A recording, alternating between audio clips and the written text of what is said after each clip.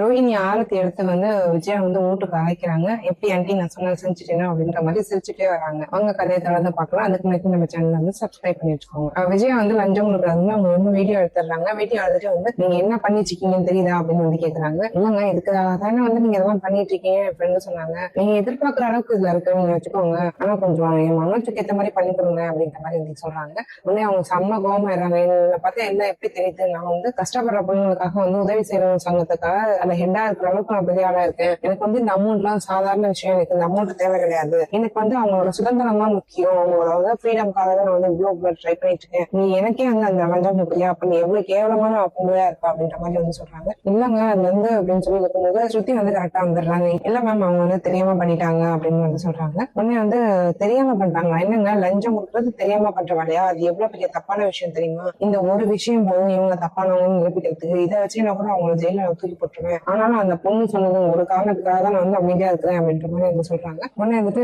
விஜயா வந்து ரொம்ப கூப்பிடுறாங்க. என்னங்க அவ கொடுத்தாங்கிறதுக்காக தானே அவளுக்காக சப்போர்ட் பண்ணி பேசுறீங்க. இப்ப நான் கொடுக்குறேன் எனக்கு சப்போர்ட் பண்ணி பேசுங்க அப்படின்ற மாதிரி வந்து விஜயா சொல்றாங்க. அதை கேட்டுட்டு அந்த அசோசியேட் வந்து அந்த மேம் வந்து ரொம்ப கோவப்படுறாங்க. என்ன நினைச்சு பேசுறீங்க? நீங்க வந்து அவளை வந்து கொடுமைப்படுத்திருக்கீங்க. அதை தட்டி கேட்டுக்கிறதுக்காக வந்து என்கிட்ட கம்ப்ளைண்ட் பண்ணா நான் அதுக்காக வந்து கேட்டேன். நீங்க இனிமே வந்து எப்படி அவளை டைவர்ஸ் பண்றீங்க நான் பாக்குறேன் அப்படின்ற மாதிரி வந்து சொல்லிட்டு கோவமா வெளியே போறாங்க. அதை பார்த்துட்டு ரவியும் ஸ்ருதி வந்துட்டு சொல்லப்படுறாங்க. என்ன ஆண்டி பண்ணி வச்சுக்கிறீங்க? நீங்க வந்து எதுக்காக இதெல்லாம் பண்ணிட்டு இருக்கீங்க? நம்ம சுச்சுவேஷன் அவங்களுக்கு சொல்லி புரிய வைக்கணும். அதை விட்டுட்டு நீங்க போய் அமௌண்ட் கொடுத்துருக்கீங்க. இதெல்லாம் நல்லதா ஆண்டி? இதனாலே வந்து மனோஜ் டைவர்ஸ் கிடைக்கிறதுக்கு வாய்ப்பே கிடையாது. இதை வந்து ஒரு ரீசனா சொன்னாங்கன்னாவே போதும் அப்படின்ற மாதிரி வந்து சொல்றாங்க.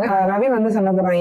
என்னம்மா பண்ணிட்டு இருக்கீங்க? தேவையில்லாத வேலை பண்ணிட்டு இருக்கீங்க. இனிமே வந்து அவனுக்கு டைவர்ஸ் ஆகவே ஆகாது. ரோஹிணி தான் மறுபடியும் நம்ம வீட்டுக்கு வரப்போறாங்க, பாத்துக்கிட்டே இருங்க அப்படின்னு சொல்லும்போது உங்களை யாரும் ஆண்டி இப்ப ஒரு கேவலமான ஐடியா கொடுத்தது அப்படின்ற மாதிரி வந்து ஸ்ருதி கேட்கறாங்க. யோசிச்சுட்டு வந்துட்டு இல்ல சிந்தாமணி தான் சொன்னாங்க அப்படின்ற மாதிரி வந்து விஜயகாந்த் சொல்லும்போது சிந்தாமணி சொன்னாங்க. அவங்க சொன்னாங்கன்னா நீங்க என்ன வேணா பண்ணுவீங்களா? தேவையில்லாத வேலை பண்ணி நீங்க என்ன மனோஜ் வாசத்துக்கு வந்து கஷ்டப்படுத்தி தான் இருக்கீங்க. தேவையில்லாத வேலை பண்ணிட்டு இருக்கீங்க அப்படின்ற மாதிரி வந்து திட்டுறாங்க. சரி இனிமே ஏதாச்சும் பண்ணு ரவி அப்படின்னு சொல்லி பண்ணும்போது என்ன பண்றது? இனிமே எதுவுமே பண்ண முடியாது. அவங்க வந்து வீடியோ ஆதாரத்தோட எடுத்து போயிட்டாங்க. நீங்க லஞ்சம் முட்டது தெரிஞ்சாவே போதும், போலீஸ் அவங்களை வந்து ஈஸியா அரெஸ்ட் பண்ணிடும். இதை வச்சு அவங்க வந்து மாமியார் குடும்பம்னு சொல்லி வந்து உங்களையும் மனோஜையும் பிரிக்கிறதுக்கு வாய்ப்பு இருக்கு அப்படின்ற மாதிரி வந்து சொல்லிடுறாங்க. மாமியார் குடும்பம்னு சொன்னா என்ன ஆகும் தெரியுங்கல்ல? நீ மனோஜ் எல்லாமே வந்து ஜெயிலுக்கு போகணும் அப்படின்ற மாதிரி வந்து சொல்றாங்க. இல்லடா நான் தெரியாம ஏதோ பண்ணிட்டேன், ஏதாச்சும் பண்ணுங்களா அப்படின்னு சொல்லும்போது என்ன பண்றது? அதெல்லாம் ஒண்ணும் பண்ண முடியாது, கிளம்புங்க அப்படின்ற மாதிரி வந்து ரவி சொல்லிடுறாங்க. விஜயா வந்து கோபமா போனது. ரவி வந்து மீனாவும் முத்துக்கும் போன் பண்றாங்க. என்னாச்சுடா அப்படின்னு சொல்லி கேட்கும்போது உனக்கு ஒரு முக்கியமான விஷயம், ஹோட்டல் வரைக்கும் வரியா அப்படின்ற மாதிரி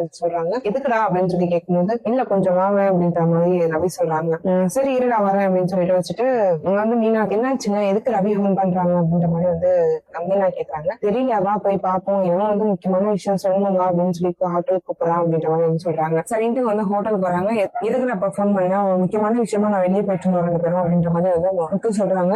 ஏன்டா என்னடா ஏதோ எமர்ஜென்சியா அப்படின்னு சொல்லி கேட்கும்போது ஆமாண்டா நம்ம வந்து எப்படிதான் ஏமாத்திருக்கோம் அப்படின்ற விஷயத்த வந்து அசோசியேட் அவங்ககிட்ட சொன்னாதான் வந்து இந்த டைவர்ஸ் வந்து கிடைக்கும் அப்படின்ற மாதிரி வந்து நம்ம ராயல் சொன்னாங்க. அதுக்காக தான் அவங்க போய் பார்க்கலான்னு போயிட்டு இருந்தோம் அப்படின்ற மாதிரி வந்து சொல்றாங்க. ஸ்ருதி வந்து சொல்றாங்க முத்து அதெல்லாம் வேஸ்ட், இது வந்து இப்பதான் வந்தாங்க, அதெல்லாம் வந்து ரொம்ப வேஸ்ட் அப்படின்ற மாதிரி வந்து சொல்றாங்க. ஏன் பழக்கம் வந்து ஏன் அப்படி சொல்ற அப்படின்னு சொல்லி கேட்கும்போது ஆமா அந்த அசோசியேட் நம்ம வந்து இங்க கூப்பிட்டு வந்தாங்க அத்தை. இங்கன்னா அம்மா என்ன பண்ணாங்க பேசினாங்க, நம்ம சுச்சுவேஷன் எல்லாத்தையும் சொன்னாங்க அப்படின்னு சொல்லி கேட்கும்போது அதை சொல்லியிருந்தாலும் பரவாயில்ல, அதை எதுவும் சொல்லாம லஞ்சம் கொடுக்குறேன்னு சொல்லி அதுக்கு கேஸே பெரிய தான் ஆக்கி விட்டுட்டாங்க அப்படின்ற மாதிரி சொல்றாங்க. உடனே வந்து முத்து வந்து தலையில அடிச்சுக்கிறான். என்ன பண்ணி வச்சிருக்காங்க அப்படின்னு வந்து கேட்கறான். ஆமா முத்து சிந்தாமணி தான் இந்த மாதிரி கேவலமான அட்வைஸ் பண்ணிருக்காங்க. இந்த மாதிரி லஞ்சம் கொடுத்தா வந்து அவங்க வந்து மாறி வந்துருவாங்க அப்படின்ற மாதிரி வந்து சொல்லியிருக்காங்க அப்படின்ற மாதிரி வந்து சொல்றாங்க. சிந்தாமணி பேச ஏன் கேட்கறாங்க அப்படின்னு சொல்லி முத்து வந்து ரொம்ப கோபப்படுறான். சரி இன்னும் என்ன பண்றது அப்படின்னு சொல்லி கேட்கும்போது அது எதுவுமே பண்ண முடியாது. அவங்க அதுவும் இல்லாம அவங்க வந்து வீடியோ எடுத்துட்டே போயிட்டாங்க. இது வந்து போலீஸ் கேஸா கூட ஆகிறதுக்கு வாய்ப்பு இருக்கு. இனிமே என்னதான் பண்றதுன்னு தெரியல அப்படின்ற மாதிரி வந்து சொல்றாங்க. சரி இரு நான் முதல்ல உங்க அப்பா கிட்ட போய் இந்த விஷயத்த சொல்றேன் அப்படின்னு சொல்லிட்டு முத்து கிளம்புறாங்க. உடனே வந்து மீனா வந்துட்டு இல்லங்க முதல்ல வந்து லாயர்ட்ட அந்த விஷயத்த சொல்லுவோம், இந்த விஷயத்த தெரிஞ்சுட்டு அதுக்கப்புறம் என்ன பண்ணலாம் அப்படின்ற மாதிரி வந்து அவங்க எதுவும் சொன்னாங்கன்னா அதுக்கப்புறம் நம்ம அப்பாட்ட மாமாட்ட போய் சொல்லியிருப்போம், இதை சொல்லி இன்னும் அவங்க கஷ்டப்படுத்த வேணாம் அப்படின்ற மாதிரி வந்து மீனா சொல்றாங்க. ஆமா மீனா நீ சொல்றதும் கரெக்ட் தான். அம்மா இந்த மாதிரி பைத்தியக்காரத்தனம் தான் பண்ணிருக்குன்னு நினைச்சா அப்பா ரொம்ப ஃபீல் பண்ணுவாங்க. சரிவா முதல்ல லாயர்ட்ட போய் கேட்போம் அப்படின்னு சொல்லிட்டு மறுத்து லாயர்ட்ட வராங்க. லாயர் பிடிச்சி செம்ம திட்டுறாங்க. உங்களுக்கு எல்லாம் அறிவுங்கிறதே இல்லையா?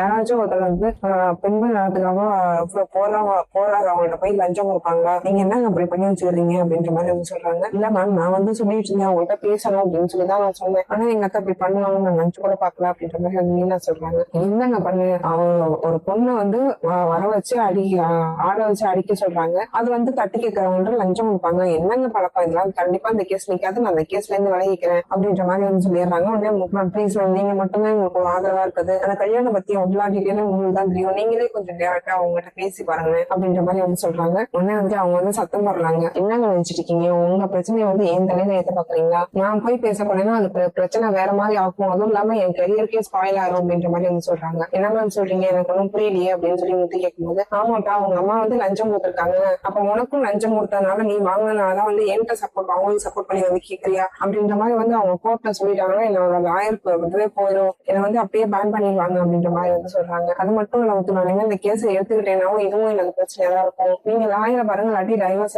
வந்து கேன்சல் பண்ணுங்க, இது மட்டும் தான் பண்ண முடியும் அப்படின்ற மாதிரி வந்து சொல்றாங்க. உடனே வந்து முத்து வந்துட்டு சரி நான் என்னன்னு யோசிச்சு சொல்றேன் அப்படின்ற மாதிரி சொல்றாங்க. நீங்க யோசிக்கிறவங்க எதுவுமே இல்ல மட்டும், நீங்க பண்ணது வந்து ரொம்ப பெரிய தப்பு, ஆளை வச்சு அடிச்சது முதல் தப்பு, ரெண்டாவது தப்பு அவங்களுக்கே போய் லஞ்சம் கொடுத்தது, இப்படி யோசிக்காம ஏதேதோ பண்ணி பாருங்க, தேவையில்லாத பிரச்சனை. முதல் கேஸ்லயே வந்து அவர் ஸ்ட்ராங்கா சொல்லியிருந்தாருன்னா இந்த பிரச்சனை இவ்வளவு தூரம் வந்திருக்காது. எனக்கு தெரிஞ்சு அவர் படிச்சாரா இல்ல படிச்சு முட்டாளா இருக்காரான்னு எனக்கு தெரியல அப்படின்ற மாதிரி வந்து சொல்றாங்க. சரி மேம் நான் என்னன்னு அப்பாட்ட பேசிட்டு சொல்றேன் அப்படின்ற மாதிரி வந்துடுறாங்க. வெளியே வந்தாலும் என்னாச்சுன்னா நான் இப்படி சொல்றாங்க அப்படின்னு சொல்லி கேட்கும்போது, ஏங்க உங்க அம்மா இப்படி இருக்காங்க, அத்தை தப்பு பண்ணிக்கிட்டே இருக்காங்க, இப்பதான் ரோகிணியை கூப்பிட்டு அடிச்சாங்க, சரி அதோட விட வேண்டியதான, சரி இப்ப தெரியாம பண்ணிட்டோம் அப்படின்னு கூட ஏதாச்சும் சொல்லலாம், இப்ப லஞ்சம் கொடுத்துருக்காங்க, இதை போய் என்னங்க பண்றது, அதுவும் வீடியோ ஆதாரத்தோட எடுக்கிற அளவுக்கு தேவையில்லாம சீப்பா பண்ணிருக்காங்க அப்படின்ற மாதிரி வந்து மீனா வந்து சண்டை போடுறாங்க. சரி வாங்க முதல்ல மாமாட்ட போய் சொல்லுவோம், என்னாலும் பாப்போம் அப்படின்ற மாதிரி வந்து சொல்றாங்க. சரிட்டு இங்க வீட்டுக்கு வந்தோம்னா அண்ணாமலை வந்து ரொம்ப டயர்டா இருக்காரு. அதை பார்த்துட்டு முத்து வந்து என்னப்பா ஏன்பா டயர்டா இருக்கீங்க அப்படின்னு சொல்லி கேக்குறாங்க. அண்ணாமலை வந்து சொல்றாங்க, அதெல்லாம் ஒண்ணும் இல்லப்பா, ஒரு மாதிரி இதா இருந்துச்சு, உங்க அம்மாவே மனோஜையும் நினைச்சதான் எனக்கு ரொம்ப கஷ்டமா இருக்கு, தப்பு பண்றாங்க, இது எங்க கொண்டு போய் முடிக்க போறாங்களோ தெரியல, எனக்கு வந்து எல்லாருமே ஒரே வீட்டுல சந்தோஷமா இருக்கணும் தான் ஆசை, ஆனா வந்து ஒரு பொய்யோட வாழ்ந்திருக்கா, அந்த பொய்ய வந்து முன்னாடியே சொல்லிட்டு கல்யாணம் பண்ணியிருந்தா கூட எனக்கு இவ்வளவு பிரச்சனையா இருக்காது, ஆனா இவ்வளவு தூரத்துக்கு நம்ம ஏமாத்திருக்காங்க, ஒரு வருத்தம் தான் அவர் மேல அப்படின்ற மாதிரி வந்து சொல்றாங்க. அது மட்டும் இல்லப்பா, நீங்க வந்து நமக்கு மனோஜுக்கு வந்து டைவர்ஸ் கிடைக்கிறதும் சான்ஸ் கிடையாது அப்படின்றாங்க. அதை போய் கேட்டுட்டு மனோஜ் வந்து ஏன் அப்படின்னு சொல்லிட்டு வரா. அப்பதான் வந்து விஜயாவும் உள்ள வராங்க. என்னடா சொல்லிட்டு இருக்க அப்படின்னு சொல்லி கேட்கும்போது, நீங்க என்ன போய் பண்ணிட்டு வந்திருக்கீங்க அப்படின்ற மாதிரி வந்து முத்து கேட்கிறான்.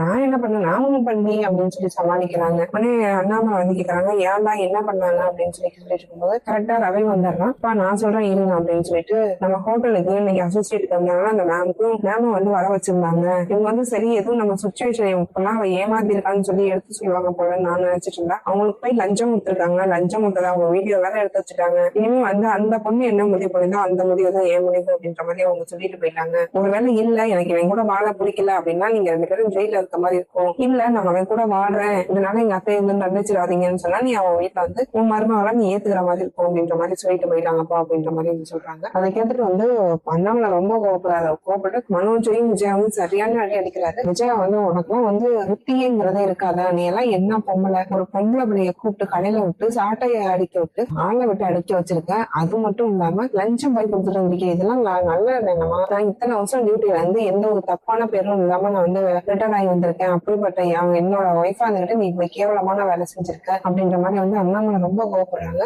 மனோஜ் வந்து இல்ல அவன் மட்டும் ஏமாத்தி தானே பண்ணா, அதனாலதான் நாங்களும் அப்படியே பண்ணணும் அப்படின்ற மாதிரி வந்து மனோஜ் சொல்லும்போது, உண்மையிலேயே நீ படிச்சியா இல்ல வேற எங்கேயாச்சும் படிக்கிறேன்னு சொல்லிட்டு ஊர் சுத்தி வந்தியாரா அப்படின்னு சொல்லி கேட்கறாங்க. அப்பா நான் எத்தனை டிகிரி வாங்கியிருக்கேன் தெரியுமில்ல, அதுவும் ஃபர்ஸ்ட் கிளாஸ்ல அப்படின்ற மாதிரி சொல்றாங்க. அதை தூக்கி குப்பையில போடலாம் முதல்ல, இப்போ ஒரு பொம்பளை பிள்ளைய அடிக்க கூடாது, அதுவும் ஒய்ஃபா இருக்கா, 2 வருஷம் அவங்க கூட வாழ்ந்திருக்கா, அவளை வந்து ஆள் வச்சு அடிச்சிருக்கேன், நீ எல்லாம் ஒரு ஆம்பளாடா அப்படின்ற மாதிரி வந்து கேட்கறாங்க. உடனே வந்து மனோஜ் வந்து அமைதியாவே இருக்கான். சரி அந்த பொண்ணு வந்துட்டு கடைசியா பேசிட்டு வந்துச்சு, என்னதான் சொல்லிச்சு அப்படின்னு சொல்லி கேட்கும்போது, அவன் வந்து என்ன லவ் பண்றான், அவன் தான் என் கூட தான் வாழ்வாளாம், அதெல்லாம் சொல்லிட்டு போனா அப்படின்ற மாதிரி வந்து சொல்றாங்க. உடனே மீன் வந்துட்டு அவங்க வந்து நிறைய விஷயத்துல போய் சொல்லியிருக்காங்க, உண்மைதான், ஆனா உண்மையிலேயே உங்களை லவ் பண்றாங்கன்னு தோணுது, இதெல்லாம் மறந்துட்டு பேசாம நீங்க அவங்க கூடயே வாழ்ந்திருக்க, வேற வாய்ப்பும் உங்களுக்கு கிடையாது, அவங்க கூட தான் வாழ்ந்தாகணும் அப்படின்ற மாதிரி வந்து சொல்றாங்க. அதை கேட்டுட்டு விஜயா வந்து என்னடி சொன்ன என் பையனை பார்த்து அப்படின்ற மாதிரி வந்து அவங்க அடிக்க வரும்போது, மீனா வந்து கொஞ்சம் அமைதியா இருங்க, நீங்க பண்ணது ஒழுங்கான வேலை பண்ணிருந்தீங்க அப்படின்னு இந்த பிரச்சனையே வந்திருக்காது, நம்ம ஈஸியா டைவர்ஸ் வாங்கிருக்கலாம், மாமா தான் உங்க அமைதியா இருங்க எதுவும் பண்ண வேணாம்னு சொன்னாங்கல்ல,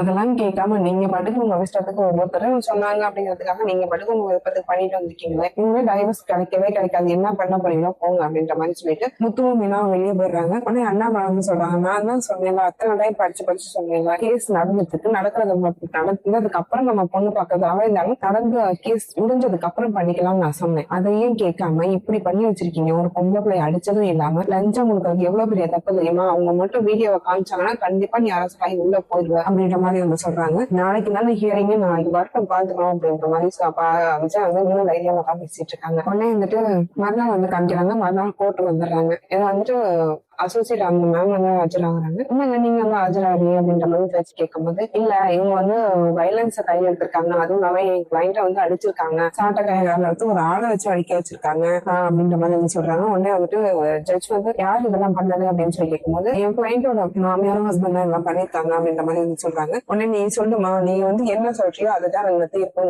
நான் எழுத போறது அப்படின்ற மாதிரி வந்து ரோஹிணி சொல்றாங்க. உடனே மனோஜ் வந்துட்டு ஏன் தரப்பு நியாயத்தையும் கேளுங்க அப்படின்னு சொல்லி கேட்கும்போது, என்ன கேட்கணுங்கிறீங்க? ஒரு பொண்ணு நார்மலா எந்த ஒரு டைம் வந்து வயலன்ஸ கையில எடுக்கிறது வந்து ரொம்ப பெரிய தப்பு. அதுவும் இல்லாம உங்க ஒய்ஃபா உங்க கூட 2 வருஷம் வாழ்ந்திருக்காங்க. அந்த நினைப்பு கூட கொஞ்சம் கூட இல்லாம நீங்க வந்து ஆளை விட்டு ஷோரூம் விட்டு அடிக்க வச்சுட்டீங்க. நீங்க எல்லாம் ஆம்பளை தானே, ஏன் இப்படி கோலத்தனமா முடிவு பண்ணிருக்கீங்க அப்படின்ற மாதிரி வந்து சொல்றாங்க. ஒருவேளை நீ வந்து அவங்க வந்து என்ன முடிவு சொல்றாங்க அது மட்டும்தான் அது இருக்கும், இங்க வேற யாரும் வாய் திறக்க கூடாது அப்படின்ற மாதிரி வந்து சொல்லிடுறாங்க. கிருஷ்ணராம் அவங்க வந்து நீங்க என்ன அதுல சொல்ல முடிவு எடுக்கிறீங்க அப்படின்னு சொல்லி கேட்கும்போது, நீங்க என்ன முடிவு சொல்றீங்களோ அதுக்கு நாங்க வந்து ஒத்து வரோம் அப்படின்ற மாதிரி வந்து சொல்லிட்டு இவங்க வந்து விலகிடுறாங்க. சரி நீங்க சொல்லுங்க மேம் அப்படின்னு சொல்லி கேட்கும்போது, இதை பத்தி வந்து என்ன பேசுறதுக்காக என் தரப்பு நியாயத்தையும் கேளுங்க அப்படின்னு சொல்லி அவங்க தரப்பு நியாயத்தை சொல்லியிருந்தாங்க அப்படின்னு நான் கேட்டிருந்திருக்கேன். அது இல்லாம அவங்க வந்து எனக்கு லஞ்சம் கொடுத்திருக்காங்க, இவங்க வந்து இந்த தப்பு பண்ணவங்க இன்னும் அவங்கள வந்து கஷ்டப்படுத்தி தான் இருப்பாங்க. ஒண்ணு அவங்க வந்து அவங்க மருமகளை அவங்களே கையை பிடிச்சு கூட்டிட்டு போய் வா மருமகளே அப்படின்னு சொல்லி கூப்பிட்டு கூட்டிட்டு போய் அவங்களே அவங்க பையன் கூட வாழ வைக்கணும். அப்படி இல்ல அப்படின்னா இவங்க 2 பேரும் ஜெயிலுக்கு போகணும் அப்படின்ற மாதிரி வந்து சொல்றாங்க. உடனே ரோஹிணியை பார்த்து நீ என்னமா சொல்ற அப்படின்னு சொல்லி கேட்கும்போது, என்ன இருந்தாலும் அவங்க என் அத்தை, அவங்க என் வீட்டுக்காரர், நான் வந்து அவர் ரொம்ப லவ் பண்றேன், நான் என்னோட வாழ்க்கை முழுக்க அவர் கூட இருக்கணும்னு நினைக்கிறேன், என் பையனையும் என்னையும் அவர் ஏத்துக்கிட்டா போதும் அப்படின்ற மாதிரி வந்து சொல்றாங்க. உடனே வந்து ஜட்ஜும் வந்து தீர்ப்பு சொல்லிடுறாங்க. கேட்டுக்கிட்டீங்க, இதுதான் என்னோட தீர்ப்பு, நீ வந்து அந்த பொண்ணோட பாஸ்ட் லைஃப் மறந்துட்டு அவங்க குழந்தையோட நீ அவங்க ஏத்துக்கணும், அப்படி இல்ல அப்படின்னா நீங்க 2 பேரும் இப்பவே ஜெயிலுக்கு போலாம் அப்படின்னு சொல்லிட்டு இப்ப நீ என்ன சொல்ற அப்படின்னு சொல்லி கேட்கும்போது, இல்ல நான் வந்து ரோஹிணியை ஏத்துக்கிறேன், அவங்க பையனோட நான் ஏத்துக்கிறேன் அப்படின்ற மாதிரி வந்து சொல்லிடுறாங்க. இதோட இந்த எபிசோட மீது நாளைக்கு பார்க்கலாம். அதுக்கு நம்ம சேனலை வந்து சப்ஸ்கிரைப் பண்ணி வச்சுக்கோங்க.